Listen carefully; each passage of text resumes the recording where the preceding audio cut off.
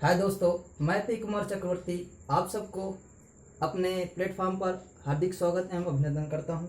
ठीक है, तो हम लोग 12th के फिजिक्स में पढ़ चुके थे कि आवेश क्या होता है, आवेश के गुण पढ़ चुके थे। ठीक है, अब आवेश के हम मात्रक और उसकी बीमा, आवेश के मात्रक बीमा, ठीक है, ये क्या होता है, ये इसके बारे में जानते हैं। ठीक है, तो सुनना ध्यान से। आवेश का मात्रक, आवेश का मात्रक क्या होता है, तो इसके पहले हम लोग पढ़ चुके थे, क्या थे, पहले ये जान लेते हैं। आवेश, आवेश क्या होता है। आवेश क्या होता है, आवेश एक प्रकार का गुण होता है जिसके कारण विद्युत क्षेत्र तथा चुंबकीय क्षेत्र को उत्पन्न होता है। आवेश एक प्रकार का क्या है, गुण है जिसके द्वारा विद्युत क्षेत्र तथा चुंबकीय क्षेत्र उत्पन्न होता है। ठीक है, और इस आवेश सुनना ध्यान से, इस आवेश का जो मात्रक होता है, तो हम लोग क्लास 10th में पढ़ कर आए हैं Q बराबर आई टी। क्या पढ़ कर आए हैं, Q बराबर आई टी। ठीक है, और ये आई क्या है, विद्युत धारा है। क्या है, ये विद्युत धारा है। ठीक है, और टी क्या है, समय है। टी क्या है, समय। ठीक है, तो विद्युत धारा का जो मात्रक होता है वो क्या होता है, एम्पियर होता है। क्लास 9 और 11 में पढ़े होंगे। ठीक है, कि विद्युत धारा का मात्रक क्या होता है, एम्पियर होता है, और समय का मात्रक क्या होता है, सेकंड होता है। समय का मात्रक क्या होता है, सेकंड। अगर हम आवेश का मात्रक ज्ञात करना चाहें, किसका, आवेश का मात्रक ज्ञात करना चाहें, तो आवेश का मात्रक क्या हो जाएगा, एम्पियर, एम्पियर सेकंड। क्या होगा, एम्पियर सेकंड। और ये कौन सा मात्रक होगा, ये होगा एमकेएस पद्धति होगा। कौन सा मात्रक होगा, एमकेएस मात्रक होगा। ठीक है, कौन सा मात्रक है ये, एमकेएस मात्रक। अगर किसी आवेश, अगर आवेश का मात्रक पूछे तुमसे कि आवेश का एमकेएस मात्रक क्या होता है, एम्पियर सेकंड होता है। ठीक है, फिर उसके बाद हैं एसआई मात्रक। एसआई मात्रक क्या होता है, एसआई मात्रक होता है इसका कूलाम होता है। क्या होता है इसका मात्रक, कूलाम। उस कूलाम को हम लिखते हैं कैपिटल सी से व्यक्त करते हैं। किससे व्यक्त करते हैं, कैपिटल सी से व्यक्त किया जाता है। कूलाम को कैपिटल सी से व्यक्त किया जाता है। ठीक है, और सुने ध्यान से, इसके और जो मात्रक होते हैं, इसके जो और मात्रक हैं, इलेक्ट्रोस्टैटिक यूनिट। एक मात्रक होता है ESU। कौन सा होता है, ESU, इलेक्ट्रोस्टैटिक यूनिट। कौन होता है, इलेक्ट्रोस्टैटिक यूनिट। ठीक है, इलेक्ट्रोस्टैटिक यूनिट, ये कौन सी यूनिट होता है, सुनने से, इलेक्ट्रोस्टैटिक यूनिट मतलब कि स्थिर विद्युत, स्थिर विद्युत मात्रा। ठीक है, इसका जो ये जो मात्रा होता है, ये ESU होता है। ठीक है, इस ESU बराबर, एक ESU बराबर कितना होता है, एक ESU बराबर होता है 1/3 × 10⁻9। एक ESU बराबर 1/3 × 10⁻9 कूलाम होता है। कितना होता है, कूलाम होता है। ठीक, एक ESU बराबर कितना होता है, एक ESU बराबर होता है 1/3 × 10⁹ कूलाम होता है। ठीक है, और एक यूनिट और होता है इलेक्ट्रोमैग्नेटिक यूनिट, EMU। क्या होता है, EMU। ठीक है, इलेक्ट्रोमैग्नेटिक यूनिट, एक इलेक्ट्रोमैग्नेटिक यूनिट बराबर कितना होता है, 10 कूलाम होता है। एक इलेक्ट्रोमैग्नेटिक यूनिट, इसको लिखते हैं इलेक्ट्रोमैग्नेटिक यूनिट।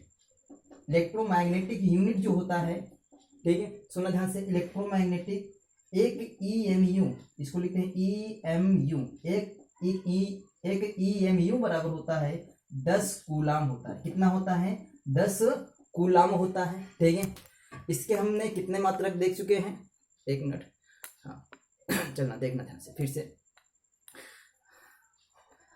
देखो सेटिंग थोड़ा गड़बड़ है। ठीक है, इसको जल्दी हम सही कर लेंगे।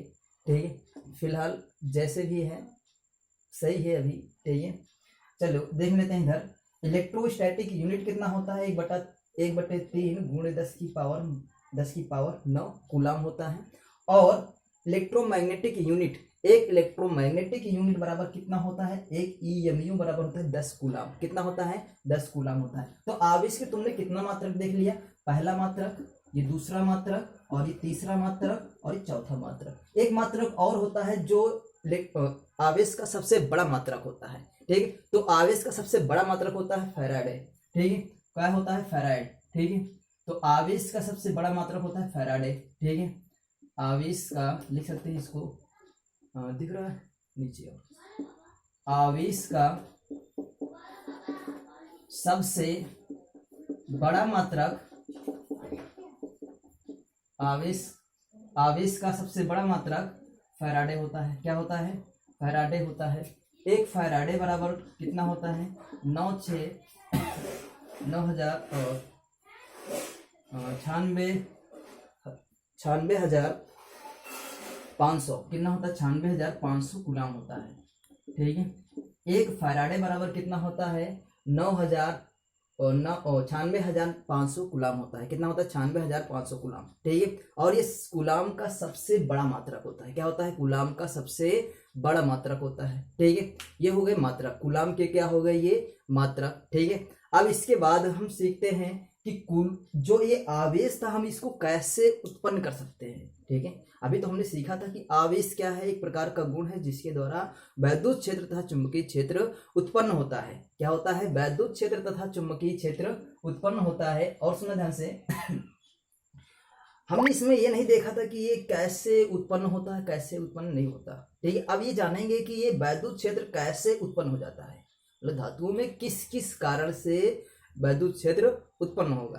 तो वैद्युत क्षेत्र, इसको लिखते हैं आवेशन की विधियां। क्या लिखते हैं इसको? हेडिंग क्या डालते हैं? आवेशन की विधियां।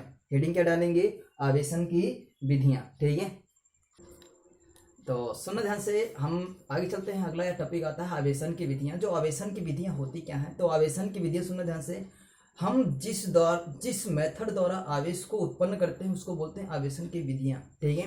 तो आवेशन की विधियां कितनी हैं? आवेशन की विधियां 3 हैं। कितना है? आवेशन की विधियां केवल 3 हैं, ठीक है। पहला विधि जो है घर्षण विधि। कौन सा विधि है? घर्षण विधि। पहला जो विधि है घर्षण,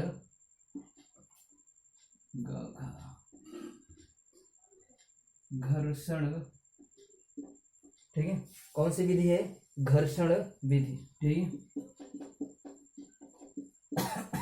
घर्षण विधि। और इस विधि को बोलते हैं फ्रिक्शन मेथड, फ्रिक्शन मेथड, ठीक है। कौन सा मेथड बोलेंगे? Friction method. घर्षण विधि कौन सी विधि होती है? ये घर्षण विधि। तो घर्षण विधि में सुनना ध्यान से, घर्षण विधि में सुनना, घर्षण विधि क्या कहलाता है? जब किसी भी दो वस्तुओं को आपस में रफ कराया जाए, रगड़ा जाए, ठीक है। जब किसी भी दो वस्तुओं को आपस में रगड़ा जाता है तो उनमें से जो इलेक्ट्रॉन होते हैं, इलेक्ट्रॉनों का आदान प्रदान होता है। जैसे ये दो वस्तु है, इन दो वस्तुओं को ऐसे आपस में रगड़ें, अगर इन दो वस्तुओं को आपस में ऐसे रगड़ेंगे तो क्या होगा? इस वस्तु से कुछ इलेक्ट्रॉन निकलकर इस वस्तु में चले जाएंगे, या फिर कुछ इलेक्ट्रॉन इस वस्तु से निकलकर इस वस्तु में चला आता है। तो इस विधि को बोलते हैं घर्षण विधि। मतलब कि इन दोनों को रगड़ते हैं तो घर्षण उत्पन्न होता है। इस मेथड को बोलते हैं घर्षण मेथड। अगर इस द्वारा आवेश उत्पन्न होते हैं तो इसको बोलते हैं घर्षण विधि।